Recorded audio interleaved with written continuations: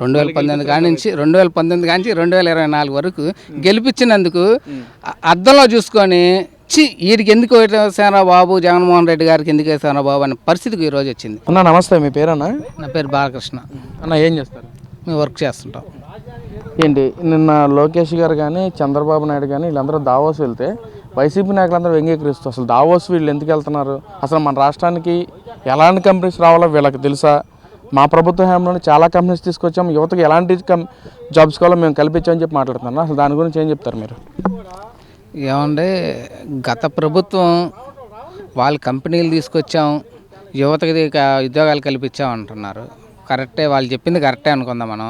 2019 కాడి నుంచి 2024 వరకు యువతకి ఏ విధంగా న్యాయం చేశారు, ఏ విధంగా ఉద్యోగాలు ఇప్పించారు, ప్రజలందరూ కూడా గమనించాల్సిన విషయం ఇది. ఈ రోజున నారా లోకేష్ గారు దావోస్ వెళ్ళి అక్కడ నుంచి పెట్టుబడుల కోసం, ఇండస్ట్రీస్ కోసం, అదేవిధంగా కంపెనీలు, ఇతర కంపెనీల కోసం, ఐటీ సంస్థల కోసం నారా లోకేష్ గారు, చంద్రబాబు నాయుడు గారు కష్టపడి తిరుగుతుంటే ఈ రోజున వాళ్ళు ఏ విధంగా వ్యంగ్యంగా అస్త్రాలు ప్రయోగిస్తూ మాట్లాడుతారో అందరూ తెలిసిందే. గతంలో 2019లో వారు యువతకి జాబ్ అన్నారు, ఏమి ఇచ్చారండి అసలు? ప్రజలందరూ తెలుసు ఏమిచ్చారు, వాలంటరీ జాబ్ ఇచ్చారు. ఏమన్నా 5,000 రూపాయలు జీతం ఇచ్చేసి దానికి నేను జాబ్ కల్పించాము, రాష్ట్రంలో మేము జాబ్ కల్పించాము, యువతకు అంతగా జాబ్ కల్పించామంటాం అది చాలా పచ్చి అబద్ధం. జాబ్ కల్పించాం అనేది పచ్చి అబద్ధం. వాలంటరీ 5,000 రూపాయలు జాబ్ కల్పించాం అనేది అది వాస్తవం. అది జాబ్ దేనికి అతను ఈ రోజున నారా లోకేష్ గారు నియోజకవర్గాలలో జాబు మేళా పెట్టి ఇతర కంపెనీలు ఎక్కడెక్కడ ఉన్న కంపెనీలు అందరినీ కూడా ఇక్కడ పిలిపించి యువతకి ఏ విధంగా జాబులు ఏ విధంగా సెట్ అవుతాడు, ఇందులో పర్ఫెక్ట్గా ఏ విధంగా సెట్ అవుతారో వాళ్ళని పిలిచి ఇంటర్వ్యూ చేసి పలానా కంపెనీలో జాబ్ అనేది ఇవ్వడం జరిగింది. అదేవిధంగా దావోస్కి వెళ్ళి కంపెనీలు తీసుకొచ్చి ఇండస్ట్రీలు పెడతాం, అందుట్లో జాబ్ కల్పించి కల్పనలో ఒక యోధుడిగా పనిచేస్తున్నారు నారా లోకేష్ గారు. అంటే ముఖ్యంగా వైసీపీ నాయకులు మాట్లాడుతూ ఉన్నా అసలు రాష్ట్ర భవిష్యత్తు గురించి అసలు వీళ్ళకి అనవసరం, వాళ్ళు ఎంజాయ్ చేయడానికే దావోస్ కానీ వేరే రాష్ట్రాలు కానీ తిరుగుతున్నారు, కానీ అసలు మన రాష్ట్రం గురించి ఆలోచించే తత్వం అసలు వాళ్ళ తండ్రి కొడుకులు ఇద్దరికీ లేదని చెప్పి కూడా మాట్లాడుతూ ఉన్నారు. ఏమంటే వీళ్ళు ఏ రోజైనా ఇతర దేశాలు వెళ్ళి ఏ రోజైనా కంపెనీల కోసం ఏ రోజైనా వెళ్ళారండి? జగన్మోహన్ రెడ్డి గారు కానీ వాళ్ళ ఎమ్మెల్యేలు కానీ మంత్రులు కానీ ఎంపీలు కానీ ఇతర దేశాలు వెళ్ళి మన రాష్ట్ర అభివృద్ధి కోసం ఏ రోజైనా పాటుపడుతూ వీళ్ళ పలానా సాటికి వెళ్ళిన పలానా కంపెనీలు తీసుకొచ్చారా? వెళ్ళి అక్కడ జరిగిన విషయాలు ఇక్కడ మన ఆంధ్రప్రదేశ్కి వచ్చి ప్రెస్ మీట్ పెట్టారా? ఈ రోజు వరకు కూడా ఢిల్లీ వెళ్తారు, ఆయన కావాల్సింది ఏదో పని చేయించుకుంటారు, వస్తారే తప్పితే రెండోది అయితే లేదు. ఢిల్లీ దేనికి సార్? మనకి రావాల్సిన ఢిల్లీ నుంచి వస్తాయా కంపెనీలు? విదేశాల నుంచి పెట్టుబడులు పెట్టుకోవడం కోసం వాళ్ళకి కావాల్సింది మనం ఒక చూస్తున్నామండి. ఒక ల్యాండ్ ఇచ్చారు, నిన్న లోకేష్ గారు చూస్తున్నారు 99 పైసలకి ల్యాండ్ ఇస్తున్నాం అన్నారు. 99 పైసలకి ల్యాండ్ ఎందుకు ఇస్తున్నారు సార్? దానికి ల్యాండ్ మనం ఇస్తే ఫస్ట్ కానీ సార్ పునాదితో మొదలు పెట్టుకొని కంపెనీ కట్టి కంప్లీట్ అయ్యేంత వరకు, అంటే పునాదితో అంటే వర్కర్స్, బిల్లర్స్, ఐరన్, కరెంటు పనిచేసే వాళ్ళు వీళ్ళందరికీ ఉపాధి కల్పిస్తారు. 2 దాని కంపెనీ వచ్చిన దాంట్లో అందుట్లో ఉన్న మన చదువుకున్న జాబస్తులు మనకు ఉన్నారో ఎవరైతే ఉన్నారో వాళ్ళకి కంపెనీల ద్వారాగా జాబ్ ఇంతమంది కల్పించే విధంగా ఒప్పందం చేసుకొని నారా లోకేష్ గారు కంపెనీలు తీసుకురావడం జరుగుతుంది. అంతేగాని మీరు 99 పైసలు ఇస్తున్నారంటే ఇస్తున్నారు సార్, కాదంటారా? వాళ్ళకి ఏమన్నా సార్ ఒకటండి పెట్టుబడి పెట్టాలంటే మనం ఏదో ఒకటి ఆఫర్ చేయాల్సిందే. గతంలో కేసీఆర్ ప్రభుత్వం ఉన్నప్పుడు తెలంగాణలో ఆ రోజు ఏం చెప్పారు సార్? ఇండస్ట్రీస్ పెట్టుకోవడానికి ఉచిత భూములు ఇస్తున్నాం, ఇక్కడ డెవలప్ చేసుకోండి, ఇక్కడికి రండి, అందరూ ఇక్కడ వచ్చి డెవలప్ చేయండి, వాళ్ళ రాష్ట్ర అభివృద్ధి కోసం వాళ్ళు ఆ రోజు చేశారు. ఆ రోజు వ్యంగ్యస్త్రాలు వేయలేదే? అదే మీకు కూడా తెలుసుగా, గతంలో మీ ప్రభుత్వం ఉందిగా 2019లో తెలంగాణను చూసైనా ఇక్కడ కూడా మనం ఇలా ఇస్తే మన కుర్రోళ్ళకి యువతకు జాబ్ కలిగితే తెలుసుకోవాలిగా. తెలుసుకోకుండా నీ అభివృద్ధి కోసం, నీది స్వలాభ కోసం నీ ఢిల్లీ పర్యటన చేయటం, అవుట్ ఆఫ్ తిరగడం తప్పితే రెండోది లేదు. యువతకి ఈ రోజు వరకు కూడా మేలు చేసింది ఏమైనా ఉందయ్యా అంటే వాళ్ళకి చేసింది ఏంటంటే వాలంటీర్ జాబులు ఇచ్చా మేము మేలు చేసామంటారు. వాలంటీర్ జాబ్ ఎవరికండి?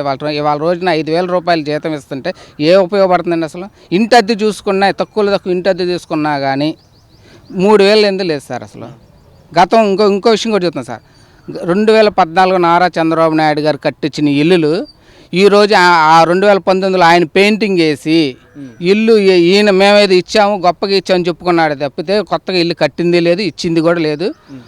అది కూడా కన్ఫామ్. అది అంటే అన్న ఈ 19 నెలల కాలంలోనే అసలు మన రాష్ట్ర భవిష్యత్తు ఒక పక్కదారి పట్టేసింది. అసలు డెవలప్మెంట్ ఏమీ కనిపించట్లేదు. అసలు ఈ ఎండే కూడా వచ్చిన 19 నెలల్లోనే కంపెనీస్ కూడా చంద్రబాబు పాలనకు భయపడి పారిపోతున్నారని చెప్పి కూడా మాట్లాడుతున్నారు. ఏం చెప్తారు మరి? సార్, కంపెనీలు వచ్చినాయి, చంద్రబాబు పాలన చేసి పారిపోయారని కదా. 2019 నుంచి 2024 దాకా కియా ఉందా సార్? కియా ఉందా? ఈయన వచ్చాడుగా, మరి కియా ఉండాలిగా. మరి చంద్రబాబు నాయుడు గారు తీసుకొచ్చింది అది. కియా ఉందా? కియా ఎందుకు వెళ్ళి అమరా ఎందుకు అయింది సార్? అసలు ఎంతమంది వేల మందికి ఉద్యోగాలు సార్ అయ్యి? అంటే అది వెళ్ళిపోయింది. అంటే ఈయన రావటం, అడుగు పెడతాం, కంపెనీలు ఇండస్ట్రీలు కానీ మొత్తం ఎందుకు వెళ్ళిపోతున్నాయి అంటే నియంత్రణ పాలన.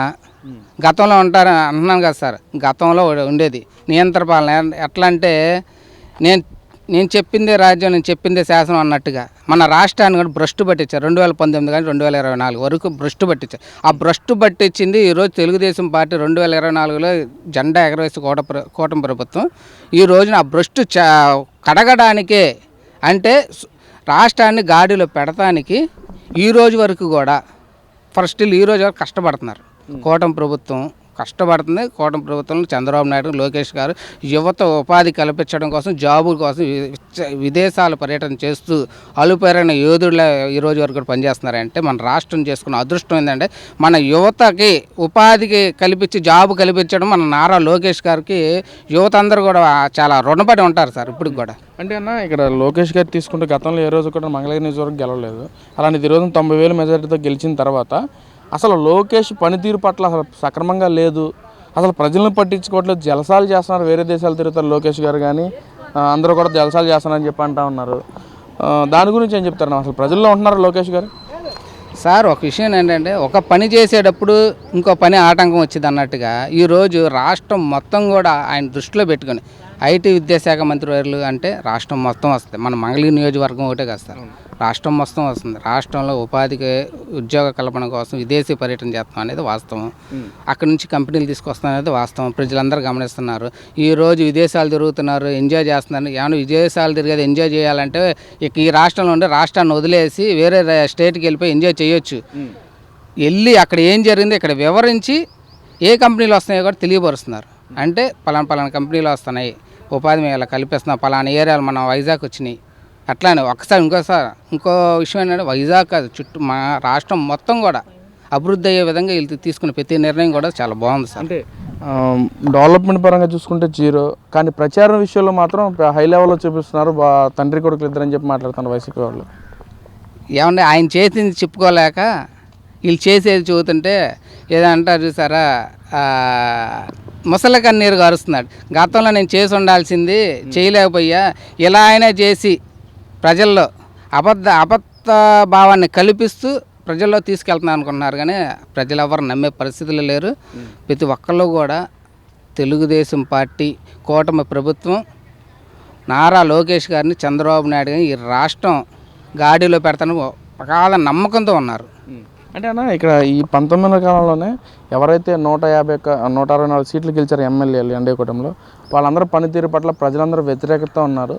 మళ్ళీ జగనే రావాలని కోరుకుంటున్నారంట. అన్న ఎంతవరకు వాస్తవం అంటారు? మళ్ళీ జగన్ రావాలని ఏమైనా కోరుకుంటున్నారా మళ్ళీ ప్రజలు జగన్ రావాలి కాదు సార్, జగన్ పోవాలని కోరుకుంటున్నారు. జగన్ రావాలి, రాష్ట్రం అభివృద్ధి పడాలి.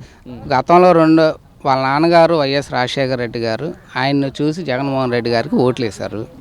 ఓట్లేసి వాళ్ళ నాన్నలాగా కొద్దిగా బాగా చేస్తాడని ఒక ఆలోచన చేశారు. చేసి ఓట్లేసి బుద్ధి వచ్చిందిరా నాయన అని చెప్పి వాళ్ళని నెత్తి 4 కొట్టుకొని బాధి వచ్చారండి. పాదయాత్ర చేశారు, ముద్దులు పెట్టారు, నెత్తిమే ముద్దులు పెట్టాడు. అమ్మ, అవ్వ, అక్క, చెల్లి అన్నాడు. నెత్తిమే ముద్దులు పెట్టి భస్మాసుడు హస్తంలాగా నెత్తిమే చేతులు పెట్టడం జరిగింది. అందరూ రాష్ట్రం మొత్తం భస్మం అయిపోయింది. 2019 కాడి నుంచి 2024 వరకు గెలిపించినందుకు అద్దంలో చూసుకొని వీడికి ఎందుకు వేసారా బాబు, జగన్మోహన్ రెడ్డి గారికి ఎందుకు వేసారా బాబు అనే పరిస్థితికి ఈరోజు వచ్చింది. ఎందుకంటే ఇప్పుడు వీళ్ళు అంటున్నారు చూసారా సార్, ఇంకొక విషయం, ఈ నియోజకవర్గంలో కూటమి ప్రభుత్వం 164 సీట్లు వేసి గెలిపించుకున్నాం, ఈసారి ఓడిపోతారన్నారు చూసారు. వాళ్ళు చెప్పుకుంటున్నారు మేము వస్తాం